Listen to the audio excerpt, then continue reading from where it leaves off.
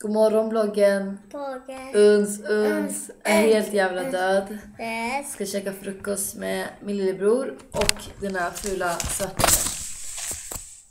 Hallå bloggen. Alltså det är pinsamt. Ja. Typ det vad jag ska göra idag har jag ingen aning. Antingen ska jag vara hemma och plugga typ hela dagen. Det klär mig. Ja, sen typ det. Även om det verkligen var en jävligt fin väder. Va? Äpple? Ja. Ska vi palla äpplen? Ja. Det finns inte ens äpplen inte. Päron. Ja. Okej. Ja men typ det. Päron. Hallå. Okej. Hej då bloggen. Hej bloggen. Hej då! Och en pinsam videoinlägg. Hej då.